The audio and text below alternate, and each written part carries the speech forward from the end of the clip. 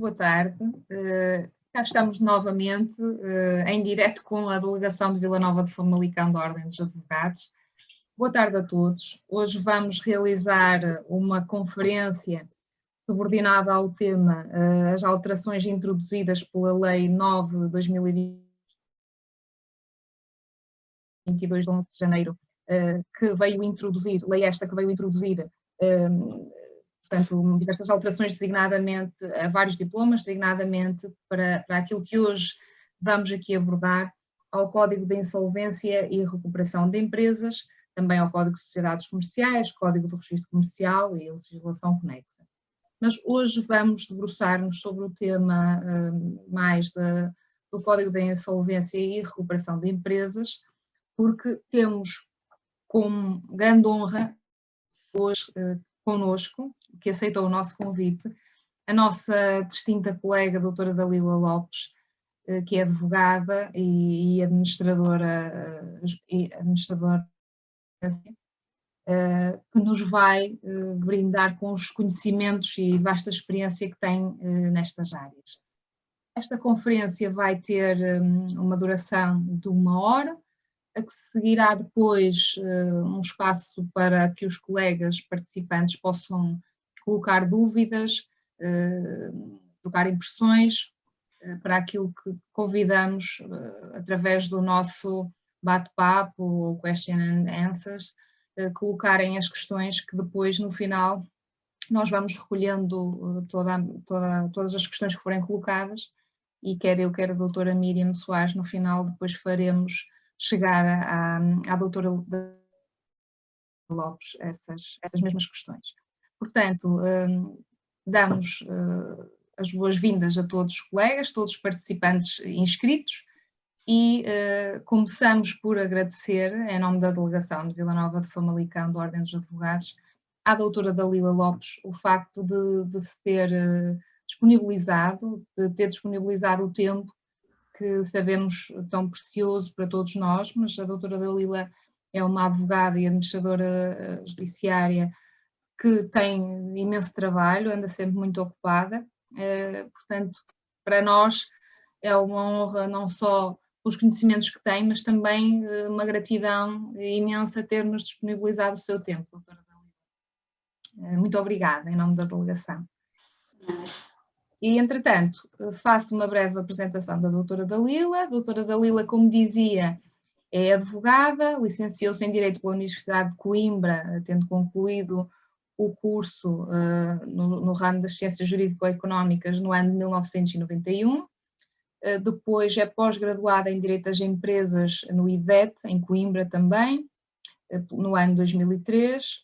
É formadora, entre outras, na Escola Profissional FORAV, também na Alminho, no AFTEM e na Ordem dos Advogados no Porto, advogada desde 1993, liquidatária judicial desde 2001 e administradora de insolvência desde o ano 2004 até aos dias de hoje. Portanto, esta é uma breve nota curricular da doutora Dalila Lopes e, neste momento, dava a palavra à doutora Dalila para que possa iniciar a conferência. Olá, muito boa tarde. Eu, antes de mais, eu é que agradeço o convite que me foi efetuado. É com muita honra também que aqui estou e agradeço já à delegação da Ordem dos Advogados de Famalicão, na pessoa da doutora Liliana e da doutora Miriam, que estão aqui também connosco. Por isso, eu é que agradeço. Queria só corrigir, eu neste momento já não dou formações, como imagino, não dá tempo para tudo, já dei, já foi uma fase que foi muito interessante, mas que deixei de ter condições para isso. Queria também cumprimentar todos os colegas que estejam do lado daí e agradecer a paciência que terão para ouvir-me. E, de facto, é sempre bom podermos partilhar. Isto não é, de facto, nenhuma perda de tempo nem gastar tempo, pelo contrário, porque foi uma forma de eu própria me empenhar mais em analisar esta nova lei e estas alterações. E pronto, e partilhar a minha leitura, que é tão só uma leitura, com a experiência que eu tenho, que será mais do que uns e muito menor do que outros, e portanto acho que com a partilha todos aprenderemos. Esta lei 9 de 2022, portanto passando agora então àquilo que aqui nos traz, tem algumas alterações que incidem essencialmente sobre os processos de recuperação e visa determinar de forma mais eficaz se o plano apresentado contém perspectivas razoáveis de evitar a insolvência da empresa ou de garantir a sua viabilidade. Como principais alterações, assim, grosso modo, porque depois eu pretendo ir analisando os artigos, porque penso que será a forma mais prática para nós, advogados, quando estamos a analisar as alterações decorrentes destas novas leis, que é tentarmos perceber o que estava e o que é que foi alterado. Mas, de um modo muito geral, as principais alterações têm a ver com a classificação dos credores em categorias, o prazo da suspensão das medidas de execução, portanto, um limite neste prazo, também no conteúdo do plano e numa maior exigência na apreciação do plano pelo juiz, também mexeu com as maiorias para aprovação, introduziu o direito de oposição da empresa à insolvência, que era uma questão que também era controversa, porque entendia-se que poderia ferir a constitucionalidade, uma vez que o devedor não tinha oportunidade em determinadas situações de se opor, e também veio criar incentivo ou reforçar o incentivo ao financiamento. De facto, reforça a proteção dos credores que, durante o PER, o Processo Especial de Recuperação, ou na execução do plano, disponibilizem capital à empresa, como adiante se verá, e também salvaguarda a atividade da empresa durante o processo de recuperação, abrangendo o conceito de contratos executórios essenciais. Já no âmbito do processo de insolvência, o foco é, essencialmente, na celeridade da fase de liquidação e verificação da graduação de créditos, incumbindo o administrador de insolvência de elaborar um plano de liquidação com metas temporalmente definidas e com as diligências a encetar durante essa liquidação. Veio manter a realização obrigatória dos rateios parciais, que já estava prevista na Lei 75 de 2020, com determinadas condições. Relativamente à exoneração do passivo restante, estipula duas alterações significativas. São elas a redução do prazo do período de cessão de rendimento de 5 para 3 anos e também a possibilidade de serem liquidados bens na fase da exoneração de passivo, coisa que anteriormente não estava a acontecer, embora haja juristas que defendiam que devia ser possível ou que estaria possível essa possibilidade no Código, mas que isso não estava a acontecer. Fazendo então agora, isto foi, no modo geral, foi o que me pareceu mais importante das alterações que esta lei trouxe, mas fazendo uma análise faseada agora pelos artigos, eu começaria pela parte, pelo início, não é? Passo a expressão, que é o processo especial de recuperação. Logo no artigo 17C, que tem a ver com o requerimento e formalidades, além dos elementos já exigidos no requerimento do processo especial de recuperação, a lei veio acrescentar uma linha D, determinando que a empresa apresente uma proposta de classificação dos credores em categoria. Estas categorias têm que ter em conta a natureza dos créditos e vão influenciar na votação, tendo em conta se são créditos comuns, garantidos, privilegiados ou subordinados. Apesar de já ser comum fazer-se esta distinção nos planos, já era comum as empresas, quando apresentaram um plano de insolvência, apresentarem o tipo de créditos em grupos e dar um tratamento diferente a cada grupo. E dentro desses grupos é que tinham que dar um tratamento igual. Só que agora a lei vem definir essa divisão em categorias distintas, podendo também, porque a lei diz querendo, ter em conta a existência de interesses comuns entre esses grupos e designadamente em trabalhadores, não fazendo distinção da modalidade do contrato, portanto engloba os trabalhadores na generalidade, depois os sócios, as entidades bancárias, os fornecedores e prestadores de serviços e credores públicos. Portanto, são estas 5 grandes categorias que a lei prevê que os planos devem tratar diferentemente. As micro, pequenas e médias empresas estão dispensadas desta linha D. Para elas é apenas facultativo esta divisória ou esta divisão em grupos. E quando falamos das PMEs, estamos a falar de empresas que têm até 250 trabalhadores e que não excedam um volume anual de 50 milhões de euros ou o balanço total anual não exceda os 43 milhões de euros.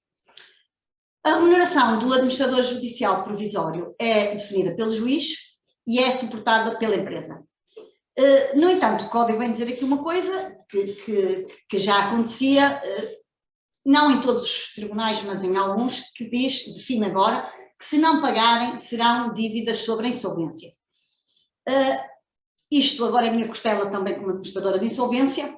Isto não faz qualquer sentido para mim, pois se é o Tribunal do Estado que nomeia uma pessoa para tratar de um processo esse que vai com um intuito, que é criado com o intuito de recuperar uma empresa, e todos os credores que estão, que aliás é uma das coisas que eu já referi, a proteção dos financiamentos das insolvências.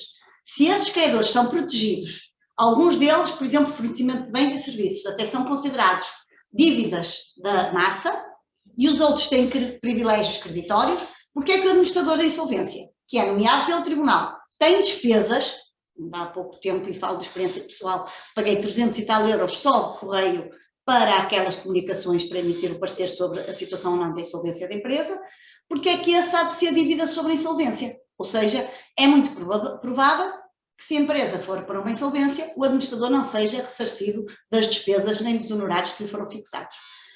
Portanto, para mim, isto não faz sentido, mas de facto é o que determina agora a lei. Define ainda que o despacho de nomeação provisória é irrecorrível, isto à semelhança do que acontece num processo especial de acordo de pagamento, e já não na insolvência. Quanto à tramitação subsequente, 17D, neste artigo foi acrescentado que, juntamente com os elementos previstos no artigo 24 e a proposta do plano na Secretaria, a devedora tem também de apresentar uma proposta de classificação de todos os créditos. A tal classificação de que falei há bocado anteriormente, de divisória das categorias.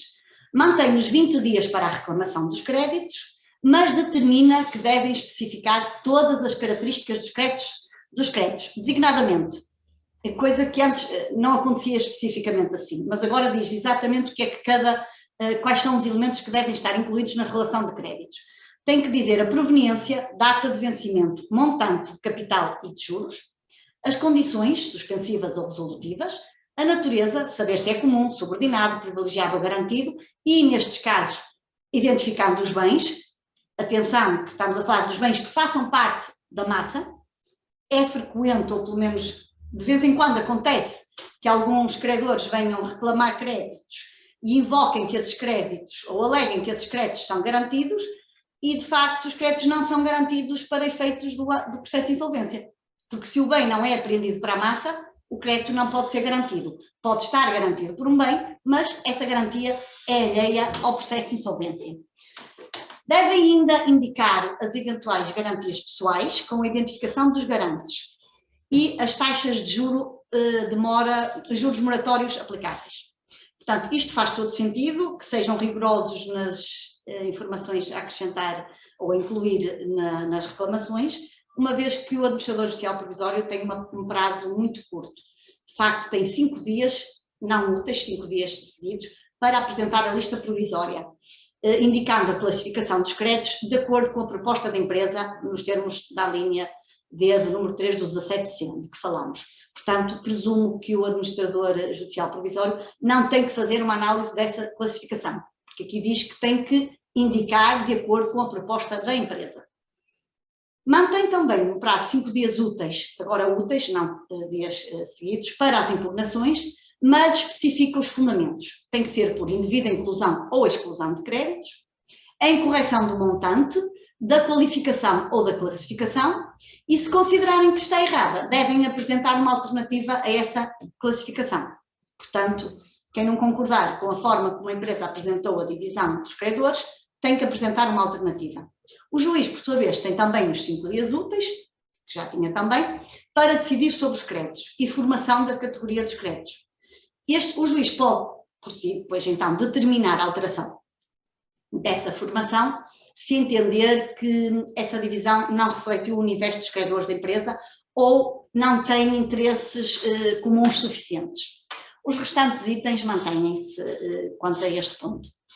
Relativamente à suspensão das medidas de execução, 17E. Isto aqui é um ponto novo, porque A nomeação do administrador judicial provisório obsta a instauração de execuções para cobrança de dívidas pelo prazo máximo de 4 meses. Antes era enquanto durassem as negociações. Ora, como nós sabemos, apesar da lei prever que havia 2 meses para se elaborar o plano e fazer as negociações, nós sabemos que por diversas razões e diversas vicissitudes era frequente este prazo alongar-se muito. Então agora a lei estipulou o prazo máximo de 4 meses, portanto uma tentativa de tornar mais célere, e suspende as ações com a mesma finalidade. Chama a atenção que estas ações executivas, esta suspensão não se aplica às ações executivas de cobrança de créditos de trabalho ou da sua violação ou cessação. Portanto, põe de parte este tipo de ações. Este prazo é prorrogável por uma vez só, por um mês, a pedido da empresa, do credor ou do administrador judicial provisório. Este pedido de prorrogação tem que ter um dos seguintes fundamentos. Ou tem que ser pedido porque há progressos significativos nas negociações, mas ainda não conseguiram concluí-las, por ser imprescindível para a recuperação da atividade e não pode prejudicar injustamente os direitos ou os interesses das partes afetadas. O juiz pode, mesmo depois de ter autorizado esta prorrogação, pode levantá-la se a suspensão deixar de cumprir o objetivo de apoiar as negociações, ou a pedido da própria empresa, ou a pedido do administrador judicial provisório. Suspendem-se também os processos de insolvência já requeridos, ou os que já estão instaurados, mas sem sentença de declaração de insolvência. E ainda todos os prazos de prescrição e caducidade oponíveis pela empresa. Portanto, faz todo sentido. O conceito de contratos executórios é agora ampliado e passa a ser mais abrangente. Já não se refere apenas a serviços públicos essenciais, mas refere-se a todos os contratos de execução continuada, todos aqueles que sejam necessários para que a empresa continue a sua atividade, para que lhes permita continuar a sua atividade. Isto inclui contratos de fornecimento de bens ou serviços, cuja suspensão podia levar a que a empresa deixasse de poder trabalhar, e por isso os credores, a partir da nomeação do administrador judicial provisório, não podem recusar cumprir ou resolver, antecipar ou alterar unilateralmente os contratos executórios essenciais em prejuízo da empresa. Portanto, há aqui realmente um reforço da possibilidade da empresa manter a sua atividade. Os bens ou serviços essenciais prestados durante o período de suspensão são considerados dívidas da massa. Portanto, isto, caso venha a ser declarado insolvente, claro, nos 2 anos seguintes ao término da suspensão. Isto dá, de facto, alguma garantia, uma grande garantia, aos credores que continuam, fornecedores que continuam a fornecer bens ou prestação de serviços essenciais para a empresa. Estabelece ainda que são nulas as cláusulas penais que atribuam valor de condição resolutiva ou confira direito à indemnização de resolução ou denúncia de contrato, ao pedido ou à abertura de um PER, ao pedido de prorrogação da suspensão das medidas de execução ou à sua concessão. Portanto, tudo isto à volta da possibilidade ou do reforço da empresa conseguir manter-se em funcionamento. O 17F fala agora da conclusão das negociações com aprovação e então especifica detalhadamente o conteúdo do plano em vez de meter para o artigo 195 o que acontecia no anterior. Portanto, o 195 dizia respeito ao plano de insolvência. Quando foi criado o processo de especial de recuperação, remetia para lá o conteúdo deste plano, agora especifica quais são os elementos que deve conter. Então, são eles: a identificação da empresa e do administrador judicial provisório, isto também já era frequente acontecer, a situação patrimonial, financeira e reditícia da empresa, tem que indicar as partes afetadas por classes, também tem que indicar as partes não afetadas e justificar a razão dessas partes não serem afetadas, tem que indicar as condições de reestruturação, a situação dos trabalhadores, designadamente se há redução de período de trabalho, se há despedimentos, se há suspensões, os fluxos financeiros, os novos financiamentos a que pretenda recorrer e tem que fazer uma exposição dos motivos da situação atual da empresa e da perspectiva razoável do plano. Portanto, no fundo, tem que justificar o porquê que chegou aqui e o que é que fará de diferente para que consiga ter sucesso. Mantém os 5 dias para os credores virem pronunciar-se e requerer a não homologação. E mantém também os outros 5 dias para a empresa responder. A outra novidade também agora é que o administrador judicial provisório tem que fazer um parecer fundamentado das perspectivas para evitar insolvência ou garantir a viabilidade da empresa. Tenho a dizer que ao longo destes anos todos aconteceu-me de facto uma vez em que na apresentação de um plano o seu juiz me pediu para eu dar o meu parecer sobre o plano, o que para mim foi uma novidade, porque de facto não fazia sequer parte, mas aconteceu isso. A votação também sofre alterações. Essas alterações decorrem também desde logo da classificação dos credores em categorias distintas. Por isso, quando há categorias distintas, tem que haver uma votação favorável em cada uma das categorias por mais de 2/3 dos votos emitidos, obtendo voto favorável em todas as categorias formadas, ou voto favorável da maioria das categorias, sendo que pelo menos uma tem que ser de votos garantidos, não havendo garantidos, créditos garantidos, o voto favorável de uma maioria, desde que pelo menos não seja uma delas subordinada. Em caso de empate, o voto tem que ser pelo menos de uma categoria não subordinada. Nos restantes casos, portanto, os casos em que não haja categorias distintas, os votos de pelo menos 1/3 do total dos créditos. E tem que reunir cumulativamente voto favorável de mais de 2/3 dos votos emitidos, sendo que tem que ter o voto favorável de mais de 50% dos votos emitidos correspondentes a créditos não subordinados. Ou então que recolha cumulativamente o voto favorável de mais de 50% de todos os créditos, sendo que tem que ter também o voto favorável de 50% dos votos emitidos correspondentes a créditos não subordinados. É feita então uma ata nos 10 dias seguintes e é enviada para o Tribunal juntamente com o parecer do administrador judicial provisório. O juiz tem que aferir então vários itens agora e a lei também os especifica.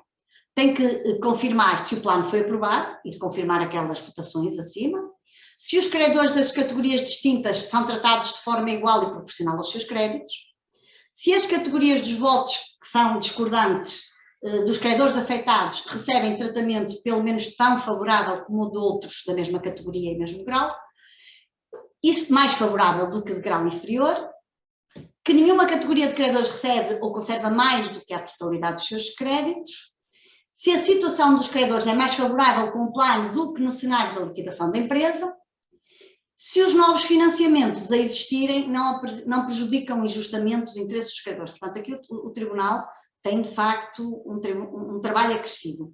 E tem ainda de averiguar se apresenta perspectivas razoáveis de impedir a insolvência ou garantir a viabilidade da empresa. Põe ainda para auxílio do juiz a possibilidade de se pedir uma avaliação da empresa por um perito, se for pedida a não homologação por parte de alguns dos credores, tendo como fundamento uma situação menos favorável que um cenário de liquidação ou o desrespeito das regras previstas nas subalíneas 3 e 4 da alineada número 5, que diz respeito à votação. Relativamente isto, no que diz respeito à conclusão das negociações com aprovação. A seguir fala das negociações sem aprovação, 17D. Então, caso a empresa ou alguma das maiorias dos credores concluam antecipadamente que não há acordo, ou depois do prazo, o processo é encerrado, e o administrador judicial provisório deve comunicar ao processo e publicitar por meios eletrónicos nos sítios, se for possível. A empresa, por seu lado, pode pôr termo às negociações a todo o tempo. Quando entender que quer encerrar as negociações, comunica ao administrador, aos credores e ao tribunal. O administrador, nestas situações, tanto no primeiro caso como no segundo, tem de emitir um parecer, depois de ouvir a empresa e os credores. Se concluir que a empresa não está em situação de insolvência, o encerramento do processo faz extinguir todos os efeitos. Se concluir que está insolvente, a empresa pode opor-se ao parecer por mero requerimento. Se opuser, o processo é encerrado, arquivado e há a extinção de todos os seus efeitos. Isto antes não acontecia. Anteriormente, o administrador fazia um parecer e se concluísse que a empresa estava em situação de insolvência, requeria a insolvência nos autos e o tribunal decretava a insolvência. Portanto, como isto era considerado uma violação dos direitos do insolvente, agora é dada a possibilidade de se opor. Os credores que constem da lista do PER não têm de reclamar na insolvência. Isto também já acontecia, não era dito desta maneira, mas também quem reclamasse no PER e constasse na lista, se não reclamasse na insolvência, eram na mesma incluídos na lista. Isto aqui vem apenas, vem clarificar uma situação, porque, como nós sabemos, apesar de não ser esse o tratamento, o que era definido é que os credores, para receberem no rateio, tinham que ser os credores reclamantes. Isso não acontecia, porque o que diz o artigo da lista definitiva dos credores é que o administrador deve fazer uma lista dos créditos reclamados ou dos que tenha conhecimento por qualquer outro meio. Por outro lado, quando se fala no pagamento, o rateio dizia que eram pagos aos credores reclamantes. Portanto, isto deixaria de fora os credores que não reclamassem. No entanto, penso que isto também não faz grande sentido, não era assim que a prática acontecia. Na prática, eram pagos os créditos que estavam reconhecidos e verificados, ou melhor, verificados e graduados na sentença de graduação de créditos. O 17H, que diz respeito às garantias, vem reforçar a posição dos credores que financiam a empresa em recuperação. Assim, os créditos do financiamento da empresa durante o processo ou durante a execução de um plano são considerados créditos sobre a massa insolvente, tal como acontecia com a prestação de serviços e os fornecimentos de bens. Até 25% do passivo não subordinado. O que exceder tem privilégio creditório imobiliário geral, que é graduado antes dos trabalhadores. Este privilégio também se aplica aos sócios, acionistas e pessoas especialmente relacionadas com o devedor. Já o mesmo não acontece com a classificação da dívida como sendo da massa. Portanto, aplica-se a este tipo de credores, aplica-se o privilégio, mas não se aplica a classificação da dívida como dívida da massa. Estes financiamentos, sejam os novos ou os intercalares, não podem também ser objeto de impugnação pauliana, não podem ser declarados nulos ou anuláveis ou insuscetíveis de execução. Não podem também fazer incorrer os financiadores em responsabilidades com o fundamento que são prejudiciais para a massa. Eventualmente outras responsabilidades poderão ser apuradas, mas não pelo facto de se considerar que o financiamento que fez é prejudicial para a massa. Isto não pode servir de responsabilidade. Estas são as principais alterações em relação ao processo especial de recuperação e que, aliás, me parece que ser o grosso, a maior parte das alterações e as que têm mais significado. Relativamente ao processo de insolvência, o artigo 18, que é o dever de apresentação, tem como novidade apenas o facto de acrescentar uma exceção ao dever de apresentação durante o período de suspensão das medidas de execução para as empresas que tenham apresentado ao PER. Portanto, suspende esse dever de apresentação durante este período. O artigo 24, que é a disjunção dos documentos pelo devedor, acrescenta uma linha, mantém todas as outras e acrescenta uma linha I, passando a linha I para a linha J.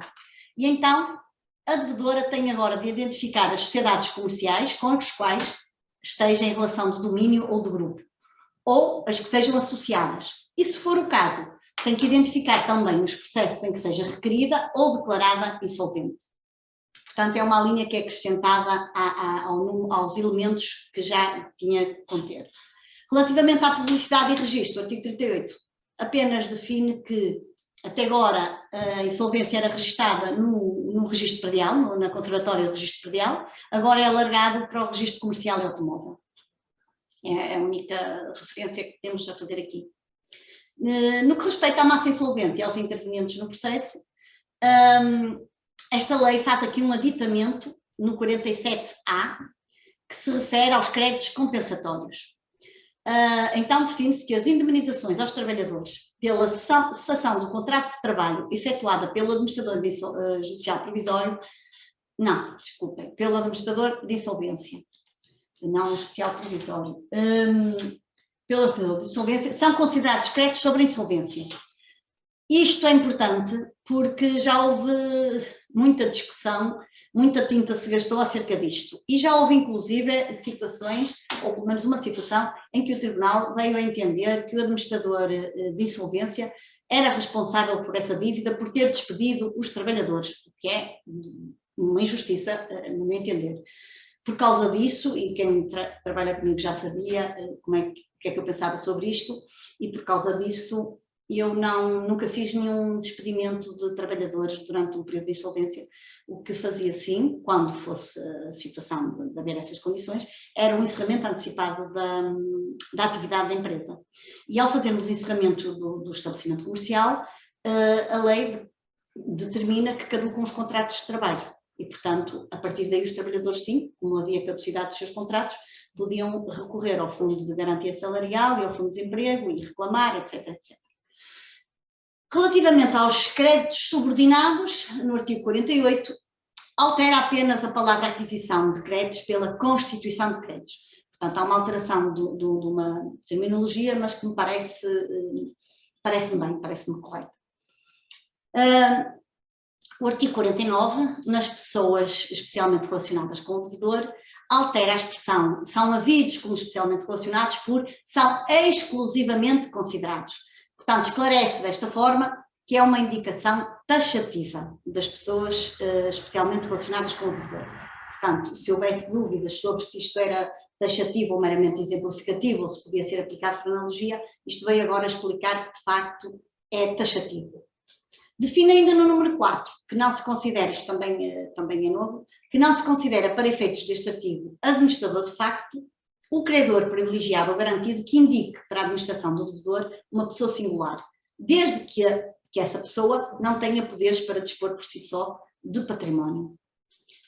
Relativamente ao administrador de insolvência, tem aqui algumas alterações também. O artigo 55, nas funções de exercício, retira a exclusão da necessidade de autorização prévia nos casos de patrocínio obrigatório, ou seja, anteriormente o que dizia o artigo é que o administrador de insolvência devia ser, pode ser coadjuvado por determinados peritos e nomeadamente por advogados nos casos, necessitando para isso de autorização prévia. No entanto, era tratado de forma diferente de casos de patrocínio obrigatório. Agora não, retirou essa exceção, portanto, presume-se que tem que ser sempre requerida a prévia autorização. Só que isto traz um problema no caso de situações de prazos apertados, quando há contestações ou impugnações a fazer. Sendo certo que muitas vezes nós sabemos que se a empresa tiver massa, não adianta pedir apoio judiciário porque não é atribuído. Portanto, e depois temos o problema dos prazos. Não sendo um motivo para suspensão de prazo, os prazos continuam a correr. E enquanto vai autorização, não vem autorização, temos este problema. Também não esclarece a situação dos processos já a correr termos. Como nós sabemos, os mandatos dos advogados caducam com a declaração de insolvência. É necessário nomear novo advogado, mas há um prazo. E o processo já está a correr. Quer dizer, não faz muito sentido que nestes casos se tenha que pedir uma autorização prévia, porque é um facto que é um ato necessário para o prosseguimento dos autos e para proteger os interesses da massa insolvente. O 62, que isto tem mais a ver com a parte do administrador também, mas já que estou a correr os artigos, passo por todos. Tem a ver com a apresentação de contas. Anteriormente, apesar de não estar explanado, o tribunal primeiro mandava o administrador fazer as contas e depois o processo ia à conta. Agora a lei diz que deve ir o processo à conta, portanto, primeiro, ou seja, o administrador de insolvência tem que apresentar as contas após a elaboração da conta do tribunal ou com a cessação das suas funções. A regra é que era ao contrário, que funcionava, e agora passa a inverter essa ordem, portanto, em primeiro lugar vai à conta e depois é que é o administrador. Sendo que no Tribunal de Lisboa, curiosamente, já funcionava dessa maneira. Relativamente às ações executivas, o artigo 88 define que nas execuções que prossigam contra outros executados, havendo bens da massa que tenham sido penhorados, apenas é, penso, o traslado do processo relativo ao insolvente. Portanto, não é pedida a pensação do processo, mas apenas de parte do processo que diga respeito ao insolvente, o que faz todo sentido.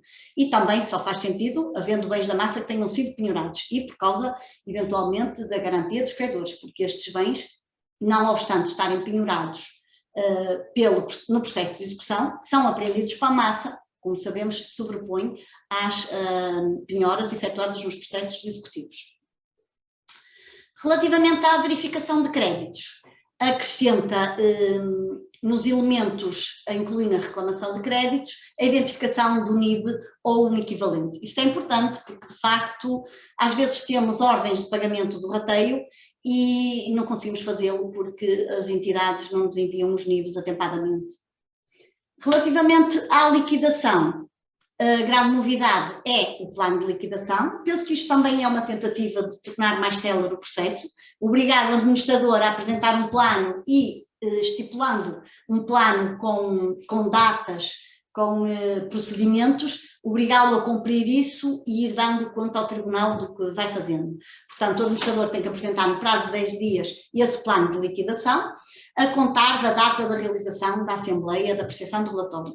Curiosamente, ao contrário do que faz, por exemplo, na parte do parecer da qualificação, que dá uma alternativa que diz ou a partir da data da Assembleia ou da entrega do relatório, aqui não faz nenhuma referência. Também me parece que não poderia ser a entrega do relatório, como é óbvio. Porquê? Porque não há definição quando se entrega um relatório se a empresa vai para a liquidação ou se vai ter outro destino. Por isso, parece-me que a lógica seria, após o despacho do tribunal, quando não há Assembleia, após o despacho do tribunal, que manda prosseguir o processo para liquidação. Aí sim faz sentido que a partir dessa data o administrador tenha 10 dias para apresentar um plano de liquidação. Relativamente às modalidades de alienação, apenas se faz aqui uma alteração no artigo 164, número 4. Anteriormente, o credor garantido, quando era notificado pelo administrador de insolvência da venda que ia efetuar e o valor, podia vir dizer, ou podia vir preferir e ser ele a comprar para si ou para terceiro aquele bem por aquele valor. E tinha com essa informação, vir com uma caução de 20%. Agora essa caução foi reduzida de 20% para 10%. Relativamente ao depósito do produto da liquidação, o artigo 167 veio também incluir aqui uma novidade, que é a aplicação do dinheiro da massa pode ser feita sem grande risco, desde que tenha o parecer favorável da comissão, e agora aqui vem a novidade, ou do maior credor. Portanto, basta, neste caso, o maior credor concordar para que se possa fazer essa aplicação. Se eu me estiver a alongar muito, avisem-me, eu vou tentar avançar para tentarmos passar por todos por um bocadinho. O prazo para liquidação, artigo 169, acrescenta aqui nas causas de destituição do administrador de insolvência o facto de ele não apresentar o plano ou incumprir este plano com culpa grave. Portanto, é mais uma das causas de destituição do administrador de insolvência. Relativamente ao 178, se falarmos dos rateios parciais, os rateios parciais passam a ser obrigatórios, à semelhança do que já falámos da lei de 2017, com as seguintes condições. Tem que ter o trânsito da sentença da declaração de insolvência, o trânsito em julgado, e o processo tem que seguir para a liquidação, tem que estar esgotado o prazo de impugnação do 129, portanto da lista definitiva de credores, sem impugnações ou havendo impugnações depois da decisão destas. Tem que ser para quantias iguais ou superiores a 10.000 euros e desde que não haja condições para o rateio final. Devo dizer que estes rateios parciais são muito complicados. São muito complicados porque, por vezes, nós temos a venda de determinados bens, mas não temos de outros. E depois há bens que respondem por umas dívidas e outros respondem por outros. Mas nós ainda não sabemos quais são as despesas da massa. E depois corremos o risco de estar a distribuir dinheiro para determinados credores e chegar-se à conclusão que, afinal, há bens que tinham que ter respondido por aquelas dívidas e que nós não conseguimos determinar o valor em concreto e, portanto, pode depois vir a subverter a distribuição destes valores ou termos que, eventualmente, estar a reduzir valores que possam ter sido entregues. E 10.000 euros parece muito dinheiro, mas de facto não é. porque havendo credores com garantias ou com privilégios, esses são os primeiros. Portanto, vai depender um bocadinho, quer dizer, isto só se consegue analisar caso a caso. Mas aquilo que parece simples aqui no papel, a minha experiência diz-me que não é de todo simples. Mas temos que o fazer, é o nosso papel, e de facto também me parece razoável que, havendo dinheiro na massa, os credores não estejam impedidos de dispor deles quando têm direito a ele. Relativamente ao artigo 182, rateio final, a conta de tribunal, como já disse, precede as contas do AI. Depois de aprovadas as contas e pagas as custas, o administrador de insolvência tem 10 dias para apresentar a proposta de rateio final. Isto também mudou. Antes era a Secretaria que tinha que fazer, embora já fosse muito frequente nós fazermos. Os administradores faziam uma proposta de rateio, que era depois analisada pelo tribunal e pelos credores, e se concordassem, avançava-se. Outras vezes nós apresentávamos, a Secretaria fazia outra. Pronto, não era líquido e cada tribunal funcionava de maneira diferente. Os credores têm então um prazo de 15 dias para pronunciarem-se. A Secretaria aprecia a proposta e, curiosamente, aqui não estipula prazo e envia para o juiz, que valida a proposta em 10 dias. Relativamente ao incidente de qualificação, artigo 188, a tramitação, determina que o administrador de insolvência ou qualquer interessado pode apresentar um requerimento por escrito para a qualificação da insolvência culposa nos 15 dias após a assembleia ou a entrega do relatório. Isto também já existia. A diferença é que agora este prazo é perentório. Isto também foi várias vezes discutido, porque muitas vezes os administradores de insolvência ou os credores ou o Ministério Público vinham com o pedido de abertura do incidente ou com o parecer fora do prazo.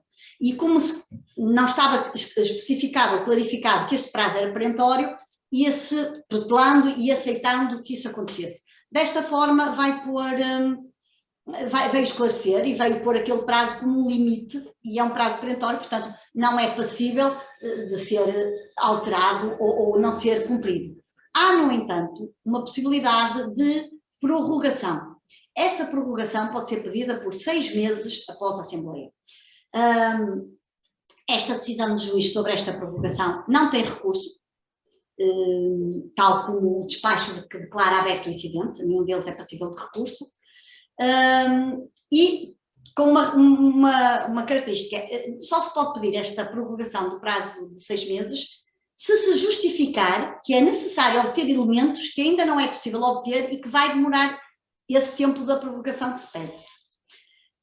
Quando não é o administrador a requerer, tem 20 dias após a abertura do incidente para apresentar o seu parecer, tal como já acontecia anteriormente.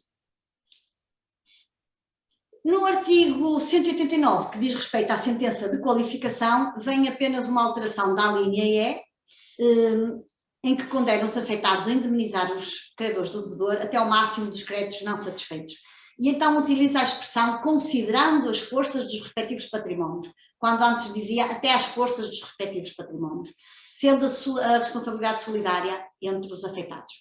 Portanto, há aqui esta alteração, presumo que tenha a ver com a proporção de cada um. Vamos ver qual vai ser a interpretação deste ponto. Relativamente aos planos de insolvência, o artigo 195, que já continha o conteúdo do plano, apenas veio acrescentar alguns elementos, nomeadamente a identificação da empresa, nome, firma, sede e o administrador de insolvência nomeado. Também tem que fazer uma referência às posições dos trabalhadores à semelhança do que acontece no PER. E também tem que indicar os credores não afetados e as razões porque não são afetados e os novos financiamentos previstos. No fundo, o conteúdo passa a ser muito idêntico ao conteúdo previsto para os planos especiais de recuperação, mas com algumas nuances que estão relacionadas com os objetivos. Objetivos esses podem ser diferentes, como sabemos. Um plano de insolvência pode ser um plano de liquidação, ou pode prever uma parte de liquidação, outra parte de reestruturação, coisa que num plano especial de recuperação não acontece. Aprovação e homologação do plano.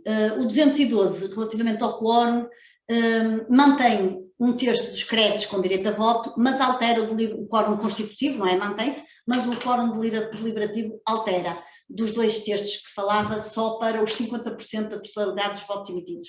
E neste, mais de metade têm de ser não subordinados. Portanto, como nós sabíamos, havia ali 12 hipóteses, eles agora vêm pôr tudo com os 50% da totalidade dos votos emitidos, sendo como o quórum constitutivo 1/3 dos créditos.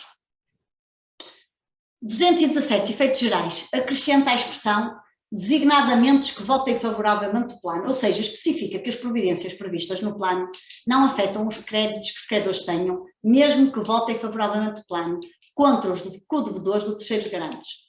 Portanto, se havia dúvidas quanto a isto, já não há. Não é o facto de terem votado favoravelmente o plano que os impede de agir contra os garantes. Relativamente ao processo especial de acordo de pagamento, também tem aqui algumas alterações, nomeadamente na parte que diz respeito ao requerimento e formalidades, artigo 222C, define-se que as regras de nomeação são iguais ao PER e ao processo de insolvência, mas o despacho, tal como no PER, é recorrível, ao contrário do que acontece na insolvência. A remuneração do administrador é responsabilidade da devedora, sendo do devedor, não é devedor ou devedor, neste caso, eu tenho tendência para falar da devedora porque nós estamos mais habituados a trabalhar com empresas, mas aqui estamos a falar do plano de pagamento e não de recuperação. Sendo do IRFEJ apenas no caso do devedor beneficiar da proteção jurídica, com dispensa de pagamento da taxa de justiça e demais encargos da empresa, do processo, desculpem. Caso o devedor venha a ser declarado insolvente, a remuneração e as despesas do administrador constituem créditos sobre a insolvência. As mesmas considerações que já foram feitas em relação ao processo especial de recuperação. Relativamente ao 222D, tramitação subsequente, mantém os 20 dias para reclamar e os 5 dias para o administrador fazer a lista. Acrescenta linhas com as informações que a lista provisória de créditos tem de indicar. Tem que dizer a proveniência, a data de vencimento, montante de capital e juros, as condições, a natureza comum, subordinada, privilegiada ou garantida, e neste caso os bens sobre que incidem, à semelhança do que já referi também anteriormente, a propósito das outras listas. Deve também indicar as garantias pessoais com a identificação dos garantes e a taxa de juros moratórios aplicável. Para a impugnação mantém os 5 dias úteis, mas especifica que o fundamento tem que ser a indevida inclusão ou exclusão de créditos, os montantes incorretos ou a qualificação errada. O juiz tem também 5 dias úteis para decidir, ou seja, mantém-se igual, mas identifica os fundamentos para a impugnação. Relativamente à suspensão das medidas de execução, artigo 222-E, este artigo também mudou a designação.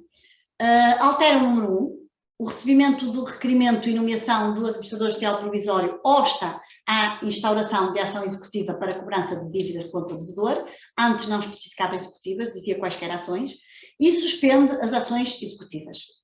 Relativamente à conclusão das negociações com aprovação, 222F, os votos de pelo menos 1/3 do total dos créditos, que recolha cumulativamente o voto favorável de 2/3 dos votos emitidos, ou o voto favorável de mais de 50% dos votos emitidos tem que ser créditos não subordinados.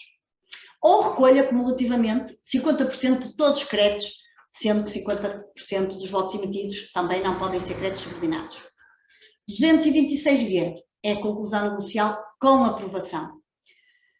Aqui passa-se muito idêntico ao que se passa em relação ao processo especial de recuperação. Quando os devedores ou alguma das maiorias credores ou o próprio administrador judicial provisório entenda que não há condições para as negociações continuarem, pode ser pedido o encerramento do processo.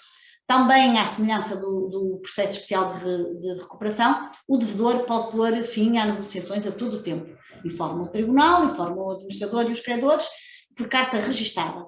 Nas situações anteriores, o administrador, tal como no PER, tem que apresentar um parecer sobre a situação da insolvência, depois de ouvir o devedor e os credores. Há aqui também uma coisa que me parece, sinceramente, que não faz muito sentido.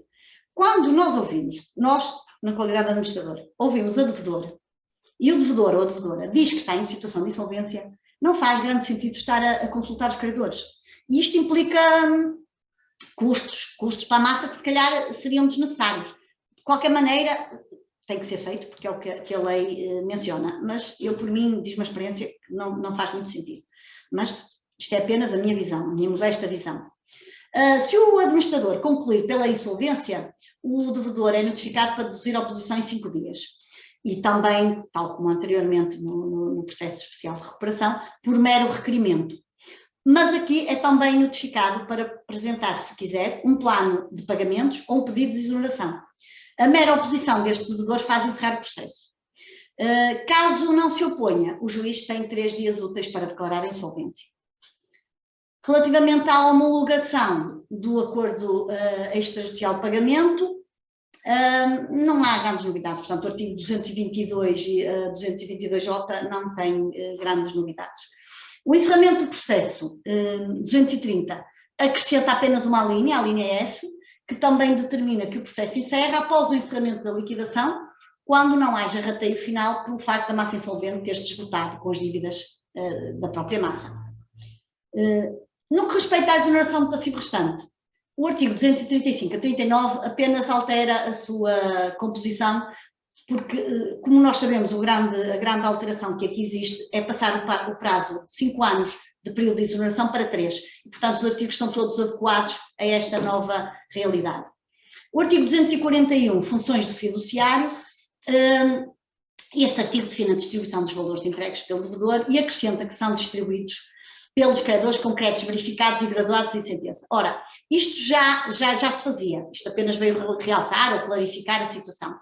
Define ainda que o fiduciário pode ser incumbido de fiscalizar o cumprimento por parte do devedor, isto também já existia, mas define prazos ou na Assembleia ou nos 10 dias subsequentes aos 60 dias após a declaração de sentença, que era o prazo para o devedor requerer a exoneração, se não houver Assembleia. Portanto, esta parte do administrador ser incumbido de fiscalizar é curiosa, porque muitas vezes os credores vinham reclamar da parte do administrador, do fiduciário, esta fiscalização quando não lhe tinha sido atribuída.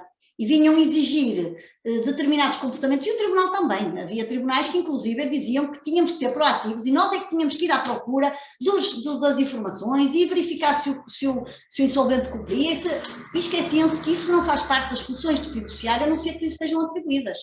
Mas, de facto, esta parte ficou um bocadinho esquecida do artigo e esperava-se que o fiduciário andasse a fazer essas diligências todas de fiscalização do insolvente. Este artigo não define, no entanto, a maioria. No entanto, a maioria para esta decisão de fiscalização, de incumbir o administrador da fiscalização. No entanto, como se trata de uma decisão tomada em Assembleia, sabemos que as decisões tomadas em Assembleias são por maiorias. E, portanto, mesmo que seja por requerimento e não na própria Assembleia, tem que funcionar a mesma regra, até porque isto tem encargos, porque a tarefa de incumbir um administrador de insolvência, um fiduciário das funções fiscalizadoras, ele tem que ser remunerado por isso, como é óbvio. O 241A é um aditamento, liquidação superveniente. Isto também é novo, apesar de haver quem defendesse que ainda no âmbito do anterior ciclo, não, por ser o mesmo, ainda antes destas alterações, que isto já seria possível ou que já estaria no espírito da lei, que é a apreensão e venda pelo fiduciário de bens que aparecem durante o período de exoneração na esfera jurídica do devedor. Estamos a falar, por exemplo, de heranças, bens que vêm para os devedores por via de herança, e eles recebem-nos. O que é que estava a acontecer? E que, de facto, isto não é muito justo. Se houvesse uma partilha, o produto da partilha tinha que ser comunicado ao administrador e tinha que ser apreendido para a massa. Mas se recebessem em bens e não houvesse partilha, ou havendo partilha lhes coubesse algum bem, e não montante, não era considerado rendimento e, portanto, não era apreendido para a fidúcia, para a massa. E, portanto, isto agora veio, ou veio alterar para quem defendia que antes não era possível, ou veio esclarecer para quem entendia que era possível, que agora é. Portanto, apesar da lei também não determinar expressamente, o devedor deve informar o fiduciário que à vista ocorra. Aliás, isto faz parte das funções dele de colaboração. Mesmo que isso não lhe seja expressamente requisitado pelo fiduciário ou pelo tribunal. Porque, de facto, há um artigo, o artigo 46, salvo erro, menciona que o devedor tem que informar dos seus rendimentos ou do seu património quando isso lhe seja requerido pelo tribunal ou pelo fiduciário. Ora, isto não pode ser só requisição, porque nenhum tribunal ou fiduciário vai lembrar de estar sempre a perguntar, olha, será que entretanto o senhor recebeu mais alguma coisa? Isso não acontece. Portanto, o que se pode fazer, isso sim, é logo é habitual os administradores notificarem os devedores dos seus deveres e aí incluir expressamente que, ocorrendo esta situação, tem que informá-lo.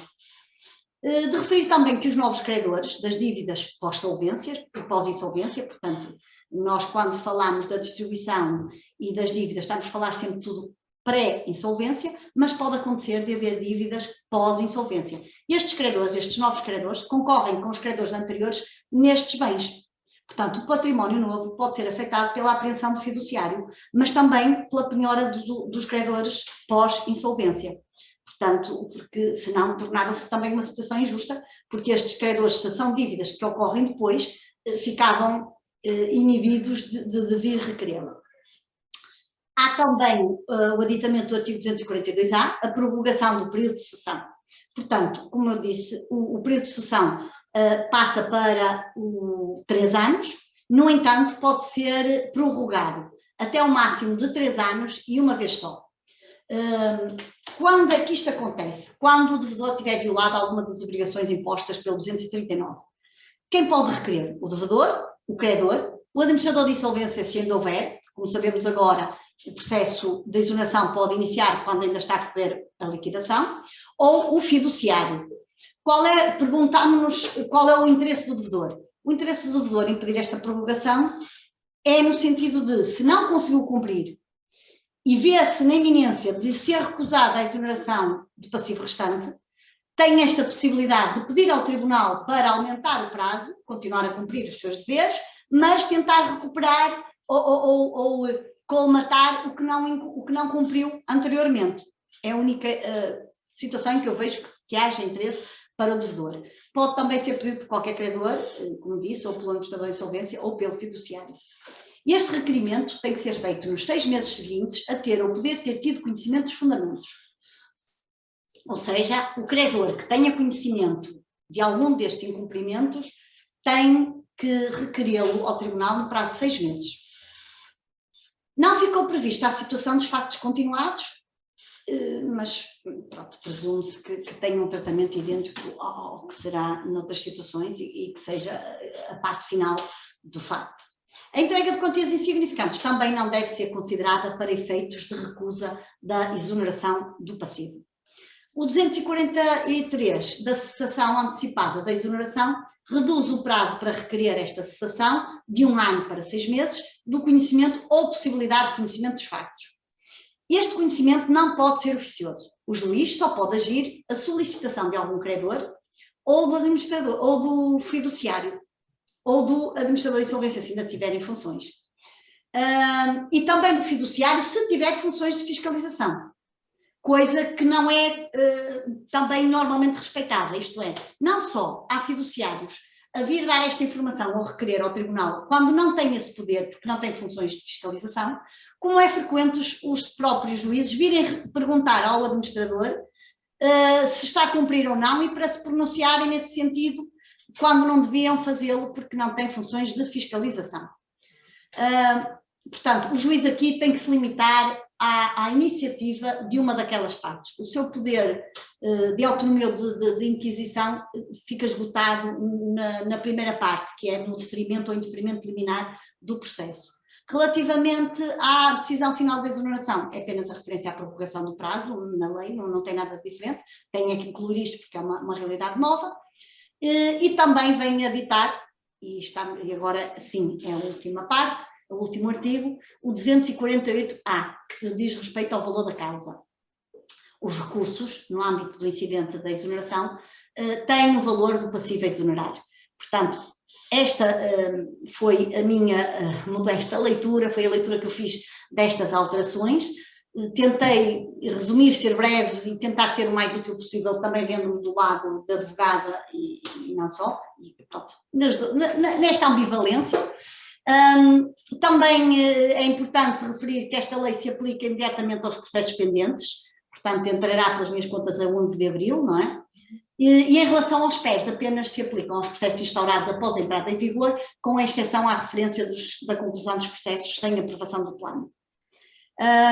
Os prazos de exoneração, que já têm ultrapassado os 3 anos, são declarados findos na data de entrada em vigor, que, como nós sabemos, vai acontecer de muitos processos serem agora em abril, vai ser uma enchente de processos de encerramentos que eram os que iriam terminar em julho, por força do início desses prazos com a Lei 75 de 2020. Pronto, tenho concluída a minha análise destas alterações, espero ter sido útil para os colegas e pronto, havendo dúvidas, algum esclarecimento, alguma coisa que eu possa ajudar e saiba, estou a dispor. Pela sua brilhante e clara e cristalina exposição, tão fluida, que de facto se vê que domina a matéria da insolvência e das recuperações de empresa e dos planos especiais de recuperação. Muito obrigada, em nome da delegação de Famalicão, mais uma vez, e em nome de todos os colegas participantes. Por eles falo, tenho a certeza, obrigada pela brilhante exposição.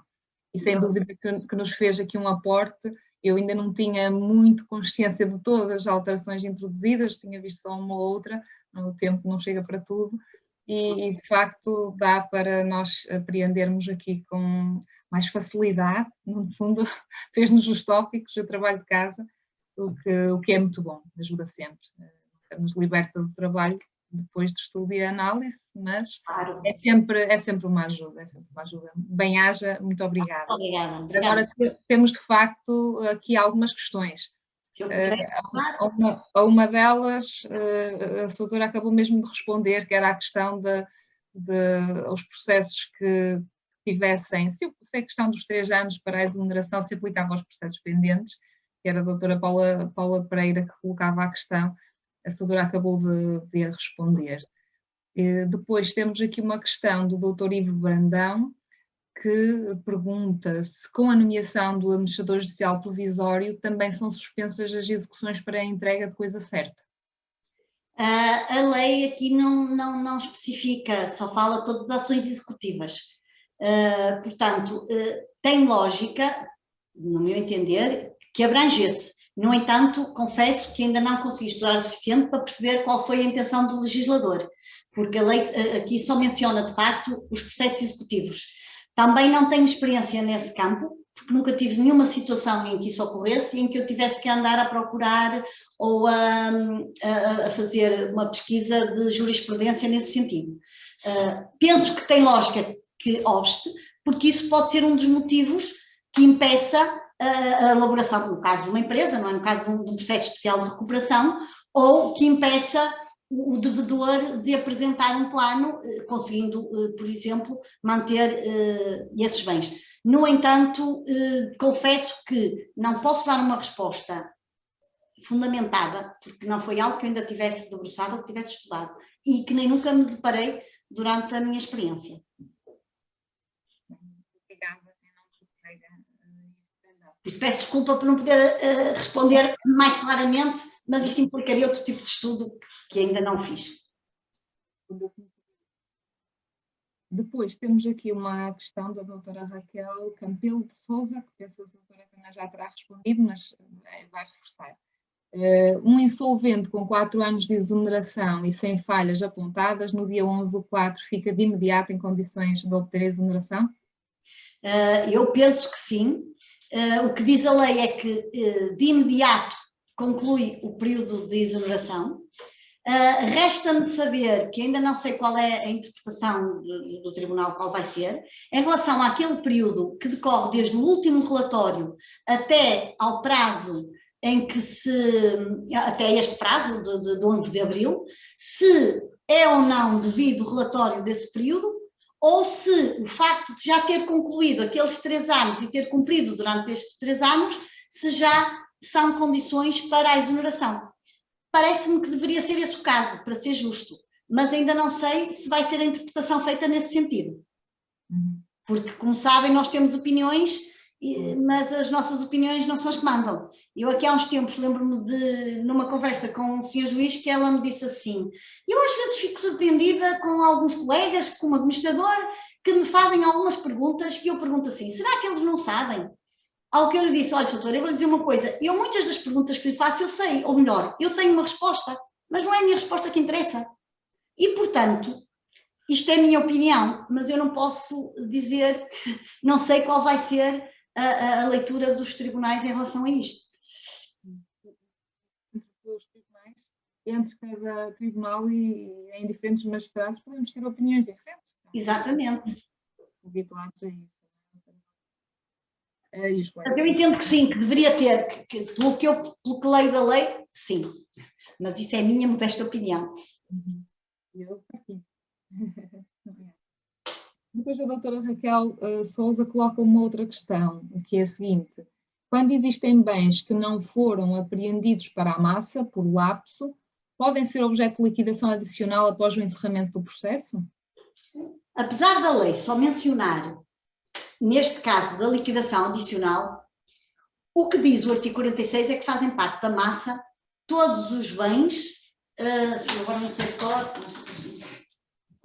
eu acho que é o 46, mas para não estar a dizer asneira.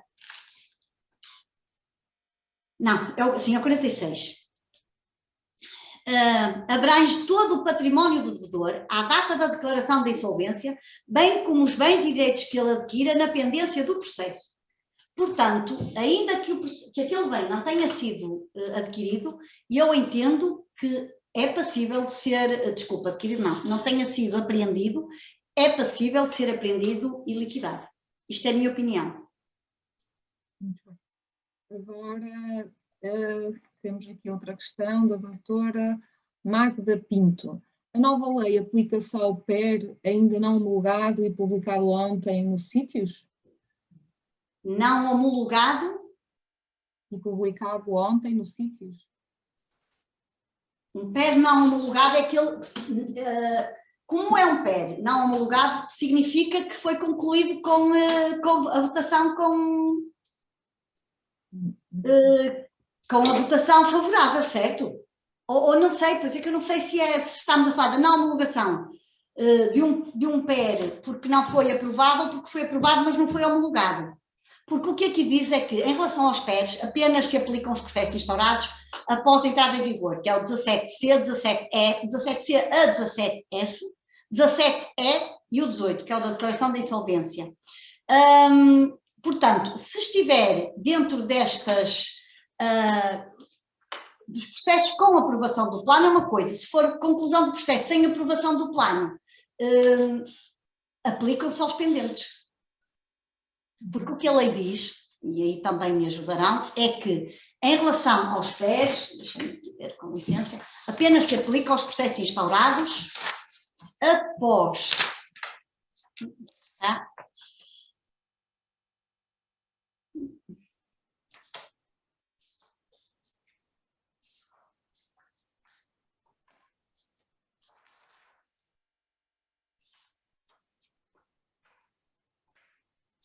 O disposto nos artigos 17C a 17F, 17I e 18 do Código da Insolvência e da Recuperação de Empresas, com a redação introduzida pela presente lei, apenas se aplica aos processos especiais de revitalização instaurados após a sua entrada em vigor. Ou seja, só nestas situações é que só se aplica após a sua entrada em vigor. Nas outras aplica-se de imediato. Não é? Foi publicado ontem e ainda não se iniciou a fase das negociações. Desculpe, não percebi, doutora? Aqui a colega está a acrescentar informação. Sim. E o PER só foi publicado ontem, ainda não se iniciou a fase das negociações, que serão de 2 meses, mas não pode ser pedido o alargamento do prazo de 4 meses. Pois, nesta situação, temos que ver se esse alargamento do prazo está no 17, dentro destes 17C a F. Eu não vi nenhuma, não estive a estudar nenhum caso concreto nesta nova lei, mas vamos ver. O 17C Aqui, não, aqui, com licença, vamos ver nesta.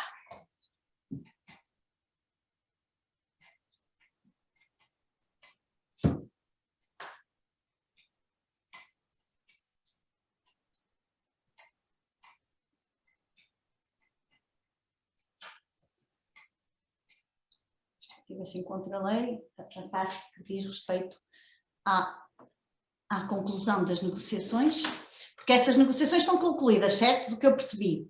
Não, não, não. Ai, não estão concluídas. Ainda não se iniciaram sequer. Então, se ainda não se iniciaram, eu acho que está previsto nestas leis, nesta linha, após a entrada em vigor. Mas isto é a minha conclusão, não é? Isto tem a ver com a aplicação da lei no tempo e do que me lembro, quando aqui exclui, diz que o disposto nos artigos 17C, 17F e o 17I apenas se aplicam aos processos especiais de revitalização instaurados após a entrada em vigor, parece-me que será o caso. Muito bem. Agora vou dar a palavra à Per. Ok, está concluída esta questão da doutora Magda. Obrigada, doutora Dalila. Vou dar a palavra à doutora Miriam. Não sei se ela terá filtrado mais questões e se ela própria terá questões. Muito obrigada. Doutora, faço minhas as palavras da doutora Liliana. Muitíssimo obrigada pela excelente intervenção. Já sabíamos o que é que tinha aí. Obrigada. E eu aproveitava para colocar aqui duas questões que os colegas colocaram e também tenho uma questão que gostaria de ver se me podia ajudar. Começando pelos colegas, uma colega que coloca, a doutora Sónia Fernandes, ainda sobre a questão, mas penso que também já estará respondido, sobre nos processos pendentes com mais de 3 anos de exoneração, o fim do processo é feito automaticamente ou por meio de requerimento? Eu entendo que automaticamente. Faz sentido. Sim. Depois a doutora Sandra Sandim Lopes pergunta, no que respeita às alterações evidenciadas no artigo 17H referente ao PER, considera que há efetivamente um verdadeiro incentivo ao investimento pelos credores? No 17H? 17H.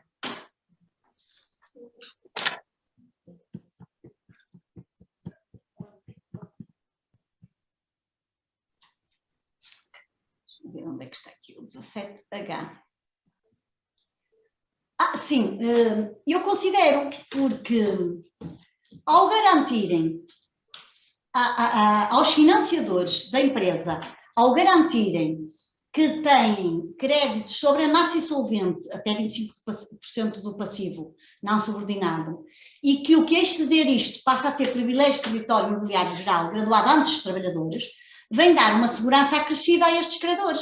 Porquê? Porque nós sabemos que a maior parte das vezes, mesmo havendo hipotecas e outro tipo de garantias, isto é, por exemplo, o caso do penhor mercantil, o crédito dos trabalhadores é o que está em primeiro lugar, não é? E, portanto, muitas vezes, quando havia credores que estavam dispostos a financiar a empresa, tinham algum receio porque viam-se na iminência de, não conseguindo o PER ser aprovado, verem os seus créditos serem tratados de uma maneira prejudicada em relação aos trabalhadores, por exemplo.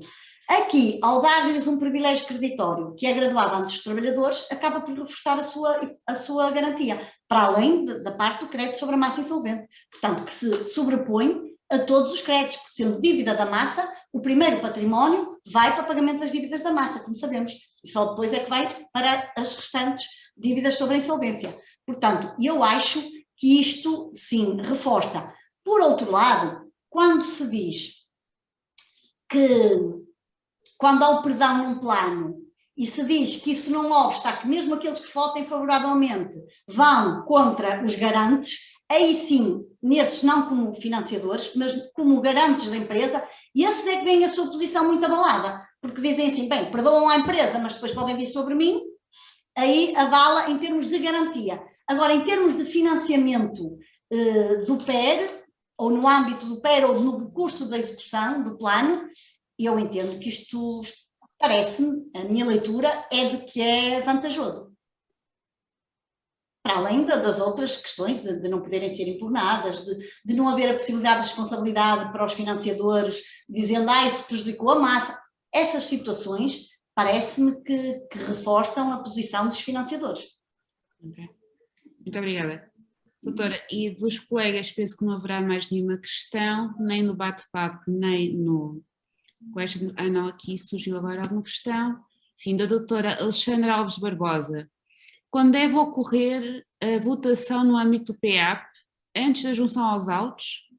Pois o artigo 222F, número 2, não, deve ser 222, número 2, refere que o devedor deve remeter o acordo de pagamento ao tribunal, que de imediato publica no portal Sítios, advertindo da junção do plano e correndo desde a publicação o prazo de votação de 10 dias, no decurso do qual qualquer interessado pode ainda solicitar a não homologação do plano. Portanto, é 222F, número 2.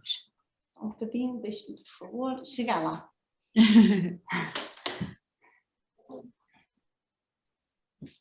222F, número 2, não é?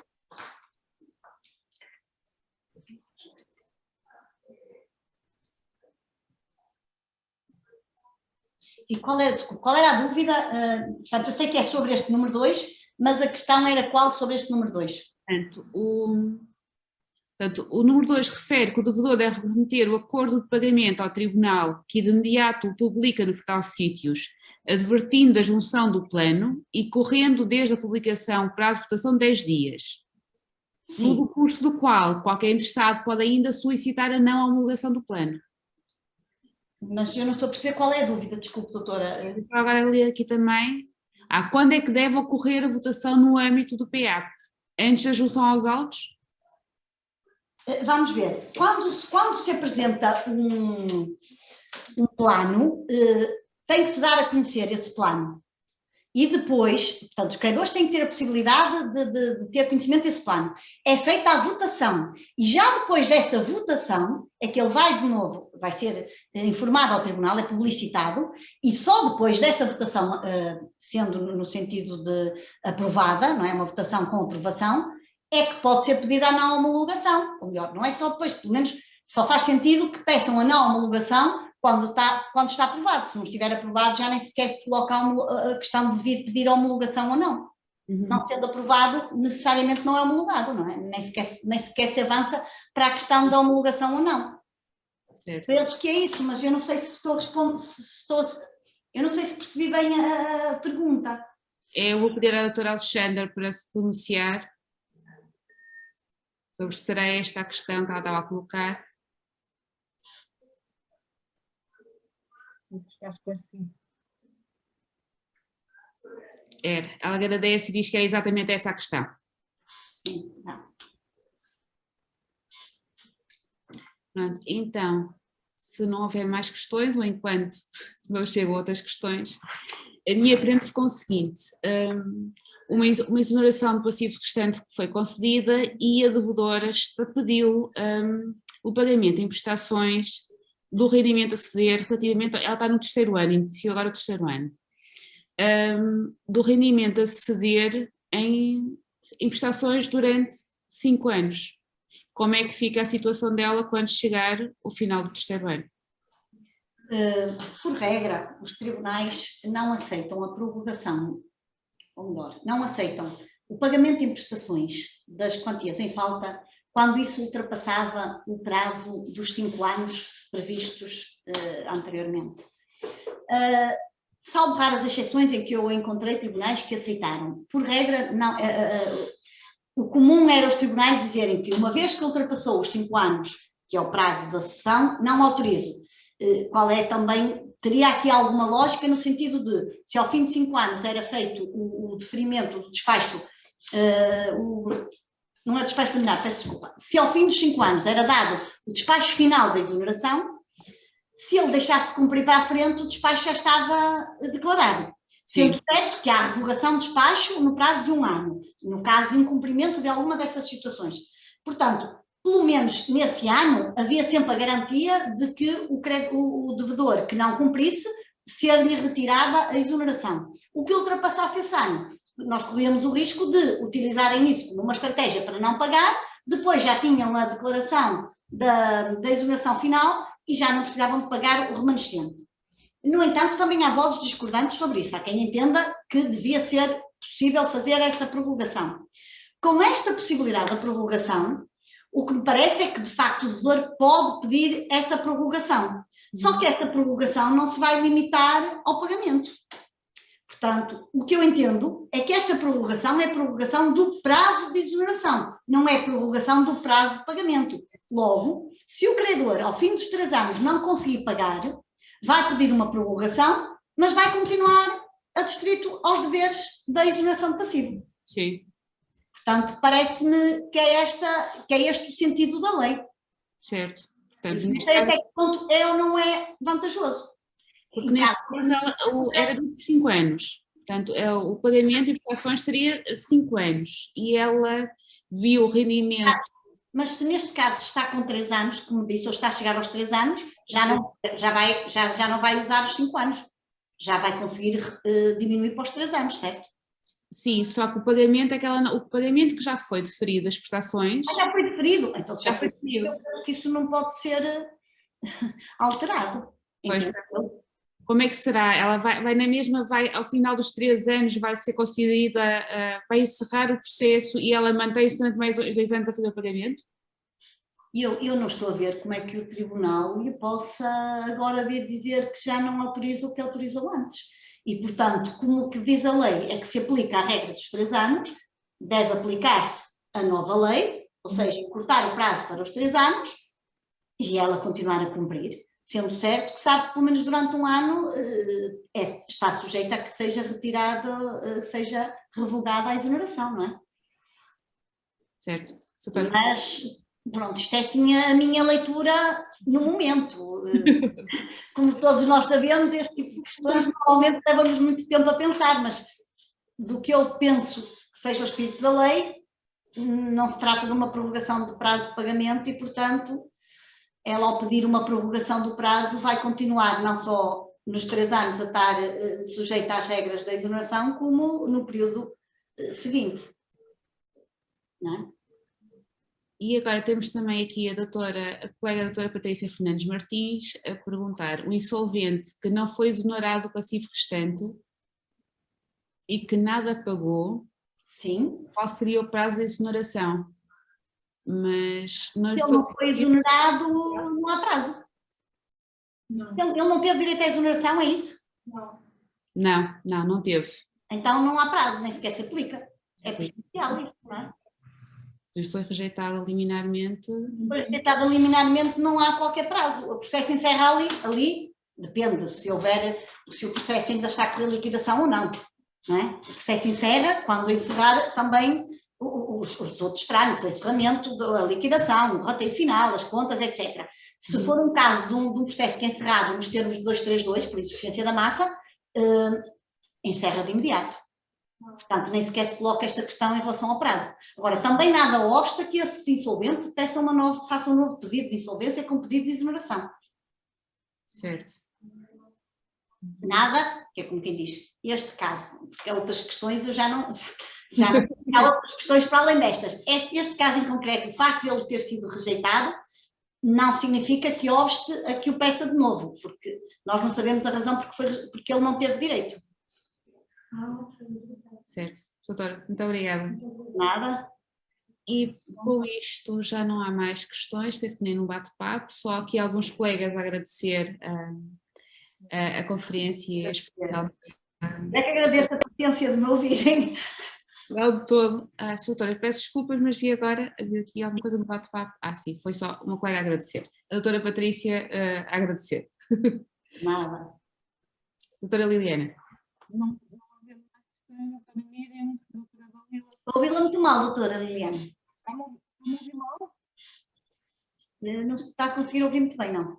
Não, parece ser Agora algo. sim. Ok. Às vezes a rede de internet pode estar com algum problema. Sim. Mas estão a ouvir bem? Sim, agora estou a ouvir bem.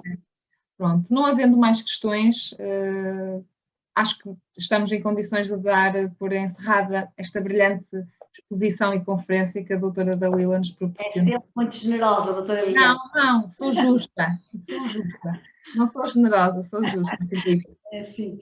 Doutora Dalila, vamos libertá-la então, em meu nome, em nome de todos os colegas que representam a delegação de Vila Nova de Famalicão e em nome, tenho a certeza, de todos os participantes, que foram 150, tivemos 150 pessoas a assistir, portanto é uma plateia bem composta. Muito obrigada, até breve. A delegação de Famalicão, entretanto, anunciará novas conferências já no mês que vem.